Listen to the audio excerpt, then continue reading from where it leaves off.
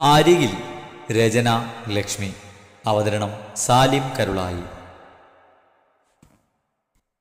ഇതൊക്കെ നടക്കുമെന്ന് നിനക്ക് തോന്നുന്നുണ്ടോ? വേറെ വല്ലതും പറയടാ. വേറെ എന്ന് പറഞ്ഞാ കിട്ടി. ആലോചിച്ചിടത്തോളം ഇതല്പം റിസ്ക്കാണ്. പക്ഷേ ഏറ്റാ നമ്മൾ രക്ഷപ്പെട്ടു. നീ ഒന്ന് നേരെ പറയടാ. അതാണ് ഈ വീട്ടിലെ നെടുന്തൂടുകൾ ആദിയും മന്നയും. അവരെ വെച്ച് ഞാൻ എന്നെ ചെയ്യാനാ? അതൊക്കെ ഞാൻ പിന്നെ പറഞ്ഞു തരാം. നമ്മൾ ഇനിയും മാറി നിന്ന് സംസാരിക്കുന്നത് ശരിയല്ല. വാ, അവിടേക്ക് പോകാം. മാലിക്കിൻ്റെ പിന്നാലെ റോസ്ലിനും അവരുടെ അടുത്തേക്ക് നടന്നു. കുറേ കാലമൊക്കെ കഴിഞ്ഞ് കണ്ടതല്ലായോ, വർത്താനൊക്കെ കഴിഞ്ഞിട്ട് പോയാൽ മതി. ഏയ്, ഞങ്ങൾ ചുമ്മാ സംസാരിച്ചെന്നേ ഉള്ളൂ. ഞാനെന്ന് ഇറങ്ങട്ടെ. മാലിക്ക് പോയതിൻ്റെ പിന്നാലെ എല്ലാവരും അകത്തേക്ക് കയറി. ജീവന്റെ മുറിയിലേക്ക് നോക്കി റോസ്ലിനും അവളുടെ മുറിയിലേക്ക് നടന്നു. ജീവ, ഓൻ ജല്ലിനല്ലേ? വേണ്ട, ചോപ്പനല്ലേ? ചോപ്പാനാനിൻ്റെ കല്ലിനെ കൊച്ച് മാനത്തിൻ്റെ പര്യാതെ ചോപ്പാനൊന്നും ഇല്ല. ഓറഞ്ചാനില്ല. ഉണ്ട്, ഞാൻ കണ്ടിയ ടി വിയിൽ ഇത്രയും നീലമ കൊമ്പിന് ഓഞ്ച് കലരാ. ചുമ്മാ കല്ലം പാരില്ല ആദ്യമോലെ. ചോ സത്യം ജീവ, ഓഞ്ചാനുണ്ടല്ലോ, ഞാൻ കണ്ടിയാ. ഇപ്പൊ കരയെന്ന് പറഞ്ഞാണ് ആദിയുടെ നിൽപ്പ്. ആദ്യം രണ്ടുപേരും നിലത്തായിരുന്നു കളറടിക്കാൻ തുടങ്ങിയത്. പക്ഷേ ഇവരുടെ സംസാരം വല്ലാതെ മുഖം കാണാൻ അവന് ബെഡിൽ കിടന്നുകൊണ്ട് കഴിയില്ലായിരുന്നു. അതിനുവേണ്ടി മനാഫിനോട് പറഞ്ഞ് രണ്ടിനെയും ബെഡിൽ എഴുത്തിയിരുത്തി. ഇപ്പോൾ ഒരു സൈഡിൽ അവൻ കിടക്കുന്നു, അപ്പുറത്ത് നിന്ന് രണ്ടാളും കൂടി കളറടിയാണ്. അതിനിടയിലാണ് ഈ ഓറഞ്ചാന കയറി വന്നത്. അയ്യേ, കരയാതെ, ഓറഞ്ചാന ഉണ്ട് പോരെ. അത് കേട്ടത് മാതിയുടെ കണ്ണ് വിടർന്നു. കണ്ടോ, ഞാൻ പറഞ്ഞല്ലോ, ഞാൻ കണ്ടില്ലല്ലോ. അതിന് ഞാൻ കൊച്ചിയിൽ വെച്ച് കണ്ടിയ അവിടെ ഓറഞ്ചാഞ്ഞ. അന്നെ കൊച്ചി വിജയാനല്ലോ, അയാൾക്ക് ആഞ്ഞാഞ്ഞേ. എന്തോ വലിയ കാര്യം പറഞ്ഞതുപോലെ നിൽക്കുന്ന ആളെയും അത് കേട്ടുകൊണ്ട് ശരിയായിക്കുന്ന പോലെ തലയാടുന്ന മറ്റൊരാളെയും അവൻ ചിരിയോടെ നോക്കി. എൻ്റെ ബുദ്ധിമതികളെ, ആ ആന കൊച്ചിയിലെന്നല്ല, ഇപ്പം ഈ ലോകത്ത് ഒന്നുമില്ല. അതിൻ്റെ പേര് ആനയെന്നല്ല, അതാണ് മാമത്ത്. എന്തുവ മാമത്ത്? ആദ്യമോൾ ഇപ്പോൾ പറഞ്ഞത് അതിനെ പറ്റിയ. പക്ഷേ ഒരുപാട് വർഷങ്ങൾക്ക് മുമ്പ് അത് ഈ ലോകത്ത് നിന്ന് ഇല്ലാതെയായി. ഓള് കണ്ടത് അതിൻ്റെ കാർട്ടൂണായിരിക്കും. ഞാൻ കൊച്ചി ടിവിയിലെ കണ്ടേ. അപ്പം അത് കാർട്ടൂണായിരിക്കും. ഇപ്പം നമ്മൾ കാണുന്ന ആന മാത്രമേ ഈ ലോകത്തുള്ളൂ. അതിൻ്റെ കളർ ഓറഞ്ചും ചുവപ്പും ഒന്നുമല്ല, കറുപ്പാണ്, അല്ലെങ്കിൽ ബ്ലാക്ക് എന്ന് പറയണം. മനസ്സിലായോ? ആയി. ഞാനിതുവരെ മാമാജിനെ കണ്ടിട്ടേ ഇല്ല. ആഹാ, അത്രയേ ഉള്ളൂ. ദേ, ആ മേശയിരിക്കുന്ന ഫോണിങ്ങെടുത്ത് ഞാൻ കാണിച്ചു തരാം. അന്നെ കാട്ടിയിരുന്ന് ചാടി ഇറങ്ങി ഫോൺ അവൻ്റെ കയ്യിൽ കൊടുത്തു. മമ്മത്തിനെ കാണാനുള്ള താല്പര്യത്തിൽ രണ്ടാളും അവൻ്റെ ഒപ്പം കയറി കിടന്ന് ഫോണിലേക്ക് നോക്കി. ടി വിയിൽ മാറ്റല്ല, ഫോണിലും വരുമോ? വരാതെ. കിട്ടി. ദേ, ഇതാണ് മാമത്ത്. അയ്യോ, എന്തു വലിയ കൊമ്പ. ദേഹം ഒറ്റ മുരിയ, കഞ്ഞു കാണാൻ പോലും ഇല്ല. ഇവരിപ്പോ എവിടെയാ? അവരൊത്തിരി വർഷം മുമ്പായിരുന്നു ഉണ്ടായിരുന്നത്. ഇപ്പൊ ഇവരാരും ഇല്ല. അതുകൊണ്ട് ആനയുടെ കളർ എന്താ? കരുപ്പ്. Very good. ഇതുപോലെ എന്ത് സംശയങ്ങളുണ്ടെങ്കിലും ചോദിക്കണം കേട്ടോ. ജീവ, ഞാനൊരു സംശയം ചോദിച്ചോച്ചേ. ചോദിക്കടോ. എൻ്റെ ഉപവയെ പറ്റിയേ എപ്പോഴും എന്നെ കാറ്റിലിങ്ങനെ കേൾക്കുന്നേ. അവൻ ചിരിയോടെ അവരെ രണ്ടുപേരെയും നോക്കി. ഞാനൊന്ന് വീണതാ, പിന്നെ എണീക്കാൻ പറ്റിയില്ല. അതുകൊണ്ട് അങ്ങനെ കിടക്കുന്നത്. എന്നെ ഇപ്പോൾ സഹായിക്കുന്നത് നിങ്ങളുടെ പപ്പയും മമ്മിയും അമ്മച്ചൊക്കെയാ. വീണപ്പോൾ അവ ആരും ഇല്ലായിരുന്നു എണീപ്പിച്ചാൻ. ഇല്ലായിരുന്നു. അങ്ങനെ കുറേ നേരം ആരും വരാതെ ഞാനവിടെ കിടന്നു. പിന്നെ ആരോ വന്ന് രക്ഷിച്ചു. പക്ഷേ അപ്പോഴേക്കൊരു കാര്യം എന്നേക്കുമായി ഇല്ലാതായി എനിക്ക്. തൻ്റെ കൈ നോക്കിയവൻ പറഞ്ഞത് മാതിയും മന്നയും അവിടേക്ക് നോക്കി. പേടിയുണ്ടോ രണ്ടാൾക്കും? ഇല്ലല്ലോ, ഉവ്വ വന്നോൻ്റെ അല്ലേ കൈ പോയി. എൻ്റെ വേനയിൽ പഞ്ഞാമായി. ഞങ്ങളെ തൊരു തരാം. പാപ്പം വേഞ്ഞോ? വേണ്ട, ഞാൻ പറയാം, അപ്പോൾ തന്നാ മതി. ആദി, അന്ന, രണ്ടുപേരും ഓടി വന്നേ, ഒരു സൂത്രം തരാം. അടുക്കളയിൽ നിന്നും വൈകിയുടെ ശബ്ദം കേട്ടതും കിടന്നേരത്തിന് ചാടി രണ്ടുപേരും എഴുന്നേറ്റു. ശൂചരം കണ്ടിട്ട് വരാമേ. അത് പറഞ്ഞവർ രണ്ടാളും പുറത്തേക്ക് ഇറങ്ങിയ പിന്നാലെ റോസ്ലിൻ മുറിയിലേക്ക് കയറി. അവളെ കണ്ടത് മാത്രം നേരം സന്തോഷത്തോടെ നിന്ന അവൻ്റെ മുഖം കനത്തു. ഇങ്ങനൊരു വാക്ക് പോലും മിണ്ടാതിരിക്കാൻ മാത്രം വെറുത്തു എന്നെ. അത്രയ്ക്ക് വലിയ തെറ്റെന്താ ഞാൻ ചെയ്തത്? റോസ്ലിൻ, എനിക്ക് നല്ല ക്ഷീണുണ്ട്, നീ പോകാൻ നോക്ക്. ഇത്രയും നേരം ഞാൻ ഈ മുറിയുടെ പുറത്തുണ്ടായിരുന്നു. അവരോട് സാർ അടുക്കുമ്പോൾ എനിക്ക് സന്തോഷമേ ഉള്ളൂ. പക്ഷെ അതെന്നോടുള്ള വെറുപ്പ് കൂട്ടിക്കൊണ്ടാകരുത്. ഞാനൊന്ന് ഇഷ്ടപ്പെട്ടു പോയതാണ് തെറ്റ്. അതോ അത് തുറന്നു പറയാത്തതോ? ഞാൻ നിന്റെ അധ്യാപകനാണ്, അത് മറക്കരുത്. നിനക്ക് വേണ്ടി ഞാൻ സഹായങ്ങൾ ചെയ്തു. അതൊരിക്കലും മറ്റൊരു കണ്ണിൽ കൂടി കാണരുത്. നിന്റെ സ്ഥാനത്ത് ആരാണെങ്കിലും ഞാനത് ചെയ്യുമായിരുന്നു. ശരി, പക്ഷെ ഈ കാരണങ്ങൾ കൊണ്ട് സാറിൻ്റെ ഇഷ്ടത്തെ കാണാതെ പോകരുത്. ഇപ്പൊ കരുതുന്നത് എന്താണെന്ന് എനിക്കറിയാം. എൻ്റെ സഹതാപം കൊണ്ടൊന്നും ആവില്ലേ? ഒരിക്കലും അല്ല. ആരുമില്ലാതിരുന്ന സമയത്ത് എനിക്ക് വേണ്ടി സാറേ ഉണ്ടായിട്ടുള്ളൂ. എപ്പോഴും അതെൻ്റെ മനസ്സിൽ കയറി കൂടിയിട്ടുമുണ്ട്. പക്ഷെ ഇപ്പം മാത്രമാണ് എനിക്ക് പൂർണ്ണമായും മനസ്സിലായതെന്ന് മാത്രം. ഇതെല്ലാം വെറും തോന്നലുകളാണ്. തന്നെ നല്ലപോലെ സ്നേഹിക്കുന്ന ഒരാളെ കിട്ടും. അതൊരിക്കലും എന്നെ പോലൊരു ഒറ്റക്കയ്യനാണെന്ന് താൻ നിർബന്ധം പിടിക്കരുത്. അത് നടക്കില്ല. സാറിന് ഭാഷയാണെങ്കിൽ എനിക്കും അത് തന്നെയാണ്. ഈ മുഖമല്ലാതെ മാറ്റൊന്നും ഈ റോസിലിന് മനസ്സിൽ വെക്കില്ല. ഈ ജന്മ ഒരു വിവാഹം ഉണ്ടെങ്കിൽ അത് നിങ്ങളോടൊപ്പം ആയിരിക്കും. അങ്ങനെയൊന്നും നടന്നില്ല എങ്കിൽ എനിക്കൊരു വിവാഹവുമില്ല. അത്രയും പറഞ്ഞവൾ ഒഴുകിയിറങ്ങിയ കണ്ണുനീർ തുടച്ച് മുറിക്ക് പുറത്തേക്ക് ഇറങ്ങി. റോസ്ലിൻ പോയതിൻ്റെ പിന്നാലെ കയറി വന്ന ജോയിയുടെയും രവിയുടെയും മനാഫിൻ്റെയും മുഖം കണ്ടാലറിയാം എല്ലാം അവർ കേട്ടിട്ടുണ്ടെന്ന്.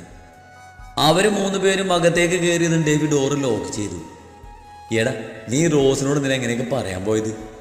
ജീവൻ മറുപടി പറയാതെ ഡെവിയെയും ജോയിയെയും നോക്കി. ഡെവി പറഞ്ഞ് ജോയിക്കും കാര്യങ്ങൾ അറിയാമായിരുന്നു. ആ കുട്ടിക്ക് വെറുതെ മോഹം കൊടുക്കരുതെന്ന് കരുതി, അല്ലാതെ ഇഷ്ടം പുറത്തേക്ക് വരുമെന്ന് വിചാരിച്ചല്ലോ. ജീവൻ സംശയത്തോടെ അവനെ നോക്കി. ഡേവിഡ് എന്താ ഉദ്ദേശിച്ചത്? എനിക്ക് റോസ്ലിനോട് ആ കുട്ടിക്കുള്ളതുപോലെ ഒരു ഇഷ്ടമുണ്ടെന്നോ? തീർച്ചയായും താൻ ഒരിക്കലും റോസ്ലിന് ചേരില്ലെന്നൊരു ചിന്തയുള്ളത് കൊണ്ടാണ് ജീവനത് തുറന്നു പറയാത്തത്. നിങ്ങൾ എന്തൊക്കെയായി പറയുന്നത്? എൻ്റെ ഏത് പ്രവൃത്തിയിലാണ് നിങ്ങൾക്ക് അങ്ങനെ തോന്നിയത്? Tell me. ജീവ, സ്ട്രെയിൻ ചെയ്യരുത്. ബെഡിൽ കിടന്നുകൊണ്ട് ഡെവിയോട് ദേഷ്യപ്പെടുമ്പോൾ വിയർക്കുന്ന ശരീരം നോക്കി മനാഫ് പറഞ്ഞു. ഇല്ല, ഞാനെന്താ പുറത്ത് വരാതെ ഒളിച്ചു വെച്ചിരിക്കുന്നതെന്ന് എനിക്കറിയണം. ജീവൻ, റിലാക്സ്. ഞാൻ വെറുതെ പറഞ്ഞു നോക്കിയതാടൂ. ഒന്നില്ലെങ്കിലും ഞാനൊരു പോലീസുകാരനല്ലേ. ഇങ്ങനെ ഒരു പോസിബിലിറ്റി ഉണ്ടെങ്കിലൊന്ന് കരുതി എറിഞ്ഞു നോക്കിയതാ. ജീവനൊന്ന് അടങ്ങിയെന്ന് ഡെവിക്ക് തോന്നിയ സമയം അവൻ ആ ബെഡിലേക്ക് ഇരുന്നു. ചെറിയൊരു സംശയം തോന്നിയപ്പോൾ പറഞ്ഞതാ. അതിന് താനിങ്ങനെ റേസാകുമെന്ന് കരുതിയില്ല. കേൾക്കാൻ താല്പര്യമില്ലാത്ത കാര്യങ്ങൾ പറയരുത് ഡേവിഡ്. പ്രത്യേകിച്ച് എന്നെപ്പറ്റി ഒന്നും അറിയാത്ത ഒരാൾ. റോസലിന് സഹായം ചെയ്തു കൊടുത്ത ഒടുവിൽ കുറച്ച് ഗുണ്ടുകൾ ചവിട്ടിയരച്ച് ഇങ്ങനെയാക്കിയ ജീവനെ മാത്രമേ നിങ്ങൾക്ക് അറിയൂ. അത് വെച്ച് എന്നെ അളയ്ക്കരുത്. അവൻ്റെ വാക്കിൽ ഒളിഞ്ഞിരിക്കുന്ന കനൽ മനസ്സിലായതും ഡെവിക്ക് പറഞ്ഞു പോയ വാചകങ്ങളെ ഓർത്ത് വിഷമം തോന്നി. എടോ, സോറി. തൻ്റെ മനസ്സറിയാൻ വേണ്ടി അവൻ പറഞ്ഞതേ ഉള്ളൂ. അത് കളയി. ഞാനും കിടന്ന് ദേഷ്യപ്പെടുതാ. സോറി. എല്ലാവരുടെയും മുഖമൊന്ന് തെളിഞ്ഞെന്ന് തോന്നിയതും മനാഫിനും സമാധാനമായി. ഇത് ജോയി, എൻ്റെ ബ്രദറാണ്. നേരത്തെ അമ്മച്ചിയുടെ കൂടെ നിന്നത് മോളിക്കുട്ടി, ഇവൻ്റെ ഭാര്യ. പിന്നെ അവിടെ ചാടി നടക്കുന്ന രണ്ടെണ്ണത്തിനെ കണ്ടില്ലേ? അതിൽ അന്ന എൻ്റെ പ്രൊഡക്റ്റാണ്. ആദ്യത്തെ ഇവൻ്റെയും. അവരുടെ കാര്യം കരുതും ജീവൻ്റെ മുഖം ഒന്നുകൂടി തെളിഞ്ഞു. ഞാൻ കരുതി അവർ ടിൻസായിരിക്കുമെന്ന്. രണ്ടുപേരുടെയും ക്യാരക്ടർ ഒരുപോലെ. അത് പിന്നെ പറയണ്ടല്ലോ. കുരുത്തക്കേണ്ട് കയ്യും കാലും വെച്ചത് രണ്ടും തന്നെ നല്ലപോലെ പിടിച്ചിട്ടുണ്ട്. അവിടെ ജീവക്ക് കൊടുക്കാനാണെന്നും പറഞ്ഞ് എന്തൊക്കെയോ പാത്രം പരിച്ചിരുന്നുണ്ട്. അതോർത്ത് പറയുമ്പോൾ ജോയിക്ക് ചുണ്ടിൽ ചിരി വിരിഞ്ഞു. ഞങ്ങൾ വന്നത് മറ്റൊരു കാര്യം കൂടി പറയാനാണ്. നിങ്ങൾ രണ്ടുപേരും ഇവിടെ താമസിക്കുന്ന കാലത്തോളം ഇവിടുത്തെ ആളുകളാണ്. അതുകൊണ്ട് ഈ ഡേവിഡ് സാറെന്നുള്ള വിളി ഒഴിവാക്കി ഡെവി എന്നാക്കിയാൽ കൊള്ളാം. അത് എന്നെ കാണുമ്പോൾ സാറെന്ന് വിളിക്കാൻ ഒത്തിരി ആളുകൾ പുറത്തുണ്ട്. ഡെവി എന്ന് വിളിക്കാനാണ് ആളുടെ പഞ്ഞം. അതുകൊണ്ട് അങ്ങനെ വിളിച്ചാൽ മതി രണ്ടുപേരും. മനാഫും ജീവനും അതിന് സമ്മതം അറിയിച്ചു. അല്ല, ജീവന് ഫുഡ് എങ്ങനെയാ? ഇവിടേക്ക് കൊണ്ടുവരികയാണോ? അതെ, വീട്ടിലാണെങ്കിൽ ഞാനോ മാലിക്കോ ഉമ്മയോ വാരി കൊടുക്കും. അപ്പോഴേക്കും ഡോറിൽ മുട്ടുകെട്ട് ജോജ് എന്ന് വാതിൽ തുറന്നു. മുന്നിൽ പൂജക്കണ്ണ് മുരുട്ടിയിരിക്കുന്ന ആളെ കണ്ടതും ജോയ് ഞാൻ എന്തോ ചെയ്തെന്ന പോലെ നിന്നു. കഥ കാച്ചിട്ട് നിങ്ങൾ എന്തോ ചെയ്യുക? എത്ര നേരം കൊണ്ട് വിളിച്ചു പോവാൻ ചോരി കച്ചാൻ ചെവി കേറ്റൂജേ. ഞങ്ങളാരും കേട്ടില്ല മേഡം, ഒന്ന് ക്ഷമിക്ക്. ഇതാ പറഞ്ഞു. അല്ല, ഈ കയ്യിലൊന്ന് ചോറ് ആർക്കാ? ജീവച്ചു വേണ്ടി കൊണ്ടുപോഞ്ഞ ഞാൻ. മനാഫ് ചോറിന് വേണ്ടി കൈ നീട്ടിയപ്പോ ആദ്യം അവനെ കൂർപ്പിച്ച് നോക്കി. മഫാന അമ്മ അവയെ ചോര് വെച്ചിട്ടുണ്ട്. ഈ ജീവനാ ചേരൂല. ജീവക്ക് ചോറ് മഫാന, സോറി മനാഫാണ് കൊടുക്കുന്നത്. മോളത് അവൻ്റെ കയ്യിലോട്ട് കൊടുക്ക്. അയ്യടാ, ഈ ഞാൻ കൊരുവനെ ചോര ഞാൻ അനക്കൊരു ചേരി വാരി തരും. വെറുതെ തമാശ കളിക്കാതെ ആ ചോറ് കൊടുക്ക് കുഞ്ഞേ. അപ്പോഴേക്കും അവിടേക്ക് അന്നയും തൊട്ടു പിന്നിലായി അമ്മച്ചിയും കൂടി വന്നു. നിങ്ങൾക്കൊന്നും വിശപ്പില്ലേ പിള്ളാരെ? ആ കൊച്ചവിടെ ചോറ് വിളമ്പ് വെച്ചിട്ട് നേരെ എത്രയായി? പോയി കഴിക്കാൻ നോക്ക്. അങ്ങോട്ട് വരാനാ അതിനു മുമ്പ് ആദിയോട് ജീവനുള്ള ചോറ് മനാഫിൻ്റെ കയ്യിലേക്ക് കൊടുക്കാൻ പറയും. അതെന്നാ ഈ ചെറുക്കന് കഴിക്കണ്ടായോ? ഇവന് ഫുഡ് കൊടുത്തിട്ട് ഞാൻ കഴിച്ചോളാം. ആ അതൊന്നും വേണ്ട, നിങ്ങൾ പോയി കഴിക്കാൻ നോക്ക്, ചോറ് ഞങ്ങൾ കൊടുത്തോളാം. അമ്മച്ചിയോ? അതെന്നാടാ അമ്മച്ചിയോന്ന്? ഞാനെടുത്താ ചോറ് പൊങ്ങത്തില്ലായോ? നിനക്കൊക്കെ ഇപ്പോഴും ഉരുട്ടി ഉരുട്ടി തരുന്നതല്ലേ, അതുപോലെ അങ്ങ് കൊടുത്തോളാം. ആയേ ഞങ്ങൾ ഫെഞ്ച് ചോര് കൊറ്റോലാം. നിങ്ങൾക്ക് കഴിക്കേണ്ടേ, ഞാൻ കൊടുത്തോളാം അമ്മച്ചി. ഞങ്ങളെല്ലാം കഴിച്ചു, സമയം എത്രയാന്ന് വെച്ചിട്ടാണ് നിൽക്കുന്നത്. ഇതിപ്പോ ഒരാൾ ഊട്ടാൻ 10 ആൾ നിൽക്കുമ്പോ പോയി കഴിക്കാൻ നോക്കൂ പിള്ളാരെ. അമ്മച്ചി ഫുഡ് കൊടുത്തോളും, വാ മനാഫേ നമുക്ക് പോയി കഴിക്കാം. ഡെബി കൂടി പറഞ്ഞതും അവർ 3 ഹാളിലേക്ക് നടന്നു. മനാഫ് തരുമായിരുന്നല്ലോ, അമ്മച്ചി വെറുതെ ബുദ്ധിമുട്ടുണ്ടായിരുന്നു. ഒന്ന് പോടെ ചെറുക്ക, 3 അനന്തര കുട്ടിയെ കയ്യായത്. എനിക്ക് നിനക്ക് തരാനാണോ ബുദ്ധിമുട്ട്? സത്യത്തിൽ ജീവക്ക് ചോറ് വേണമെന്ന് പറഞ്ഞ് വൈകിയെ കൊണ്ട് എല്ലാം വിളമ്പിച്ചത് ഇവർ രണ്ടും കൂടിയ. ബുദ്ധിമുട്ടാണോന്ന് ഇവരോട് ചോദിക്ക്. ഞങ്ങൾക്ക് ബുദ്ധിമുട്ടൊന്നും ഇല്ല, ഉഞ്ചാലവും പാവം മാറൂ വാറ്റൊന്നെ. അവരുടെ സ്നേഹം കണ്ട് ജീവന്റെ കണ്ണു നിറഞ്ഞു. ഒരു നിമിഷം താനിതുവരെ കണ്ടിട്ടില്ലാത്ത എന്നാൽ ഒരുപാട് സ്നേഹിച്ച പൊന്നോമനകൾക്ക് ഇവരുടെ മുഖമായിരുന്നത് പോലും അയാൾക്ക് തോന്നി. ആ 2 മുഖങ്ങളിലേക്കും അവൻ്റെ കണ്ണുകൾ ഓടി നടന്നു. ആ മനസ്സ് മന്ത്രിച്ചു, തൻ്റെ മക്കൾ ഷോപ്പിനെങ്ങാനെൻ്റെ ബാറ്റുന്നേ. അന്നക്കുഞ്ഞിൻ്റെ ശബ്ദമാണ് അവൻ ഓർമ്മകളിൽ നിന്നും പുറത്തേക്ക് കൊണ്ടുവന്നത്. ആദ്യം അന്നയും കുഞ്ഞിക്കൈയിൽ കൊടുന്ന ചോറ് അവന് വാരി കൊടുത്തു. 2 പേരും പൂക്കളമിടാൻ തുടങ്ങിയതും അമ്മച്ചി പാത്രം വാങ്ങി ബാക്കി കൊടുത്തു. മതി മതി, വയറ് നിറഞ്ഞു. ആ വെള്ളം കെടുത്തിയ അന്നെ കൊച്ചേ. ഞാൻ കൊച്ചൊറ്റേ, ഇപ്പം ഞാൻ കൊടുക്കാം, പിന്നെ മക്കൾ കൊടുത്തോ. അമ്മച്ചി തന്നെ അവന് കുടിക്കാൻ വെള്ളവും കൊടുത്തു. മുഖവും തുറച്ച് ബെഡിലേക്ക് കിടത്തി. ഇനി കഥ പഞ്ഞിച്ചാ. ആദ്യം അന്നയും അവൻ്റെ ഒപ്പം ബെഡിലേക്ക് വലിഞ്ഞു കയറി സീറ്റ് പിടിച്ച് കഴിഞ്ഞിരുന്നു. കഥയോ? ആ ചെറുക്കനൊന്ന് ഉറങ്ങട്ടെ പിള്ളാരെ, വന്നേ കഥ ഞാൻ പറഞ്ഞു തരാം. വേണ്ട, ജീവൻ ഏറ്റവും മാമൂജിൻ്റെ കഥ പഞ്ഞിനല്ലോ, വേറെയും കഥ പഞ്ഞു ചെയ്യും അല്ലേ? അവരോടെ ഇരുന്നോട്ടോ അമ്മച്ചി. അടങ്ങിയിരിക്കണം കേട്ടോ. ഇന്നോലാം. അമ്മച്ചി പോയത് 2 പേരും കഥ കേൾക്കാൻ എന്ന വണ്ണം അവനെ നോക്കി. അവൻ ചിരിയോടെ കഥ പറഞ്ഞു തുടങ്ങി.